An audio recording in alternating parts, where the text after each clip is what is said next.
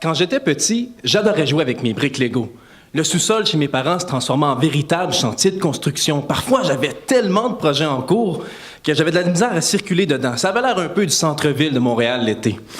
Mon intérêt pour les briques Lego, ça explique probablement pourquoi j'ai décidé de mener des études en génie et pourquoi est-ce que mon projet de doctorat porte sur les chantiers de construction.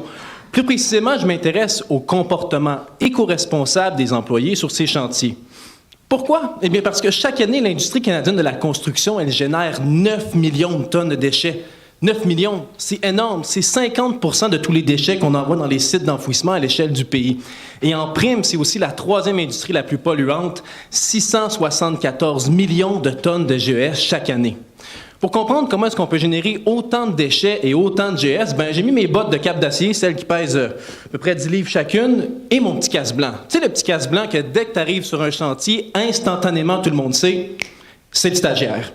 Et puis sur les chantiers, j'ai vu du bon et du moins bon. Dans le moins bon, j'ai vu que la problématique de suremballage, elle est omniprésente. Une palette en bois avec des boîtes en carton et 3 pouces de pellicule plastique autour, c'est beaucoup trop. J'ai aussi appris des bons vieux trucs pas trop bons pour l'environnement, comme celui de laisser le camion en marche l'hiver avec le chauffage dans le fond.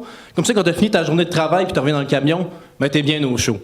Mais il y avait aussi du bon. J'ai vu des employés qui prenaient soin de trier les déchets par type, donc le métal, le verre, le carton dans des boîtes différentes. Et j'ai aussi vu des employés qui prenaient soin de réutiliser leurs équipements de protection individuelle, leurs gants, leurs bouchons, leurs lunettes, plusieurs jours durant la semaine plutôt que de les jeter à la fin de chaque journée.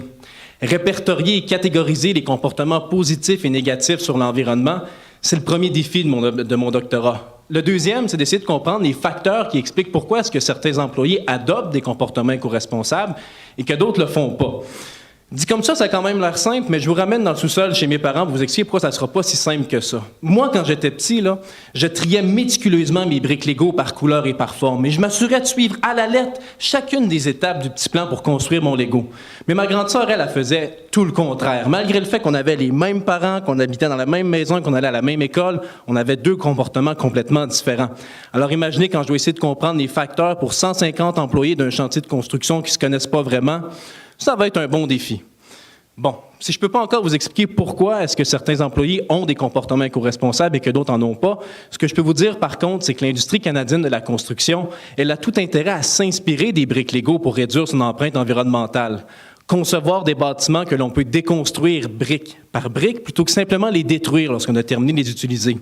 Un peu comme on a fait avec le pont Champlain ici à Montréal et un peu comme ce que l'artiste Jan Vorman tente d'illustrer à l'écran. D'ailleurs, ça a l'air d'un jeu d'enfant, hein? Eh bien, je m'adresse aux membres de la relève en ingénierie dans la salle et je lui dis « C'est à toi de jouer ».